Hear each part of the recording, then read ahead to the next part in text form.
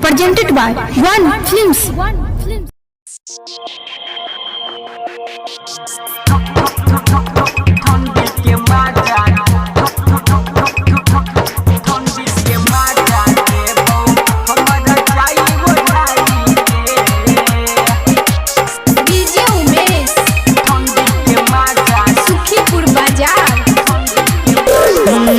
दूल्हा बनैले छौजी हमरा तू अपन जान मंगिया सजाई के।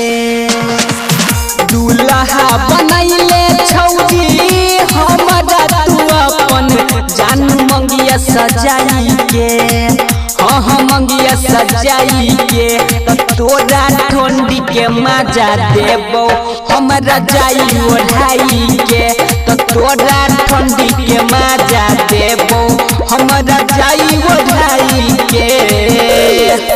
दूल्हा बनैले छौजी हमरा तू अपन जान मंगिया सजाई के।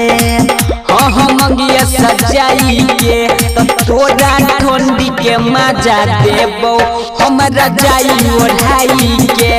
तो तोरा ठंडी के मजा देबो हमरा जाई ओढ़ाई के।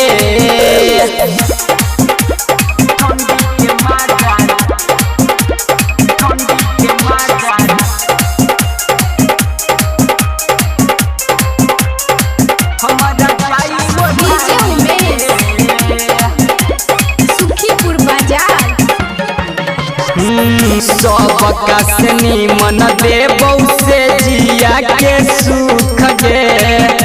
अब की के ठंडी में नहीं कटबे कवनो दुख गे। सबका से निमन देबो से जिया के सुख गे। अब की के ठंडी में नहीं कटबे कवनो दुख गे। सजेबो सिंगार तोरे ओठबा के छौरी ओठा लाली लगाई के। हाँ लाली लगाई के तो तोरा ठंडी के मजा देबो हमरा जाई ओढ़ाई के। तो तोरा ठंडी के मजा देबो हमरा जाई ओढ़ाई के।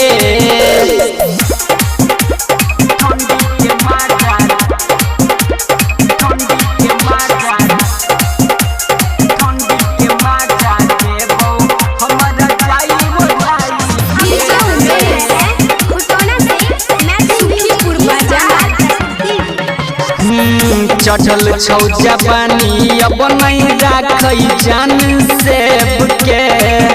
करिले बियाह अपना लवर राइटर देव से। चढ़ल छौ जवानी अब नहीं राखई छौजी से के। करिले बियाह अपना परवीन अखिलेश देव से। खाना बनाई अपना हाथ से खिलैबो अपना गोदी में बिठाई के।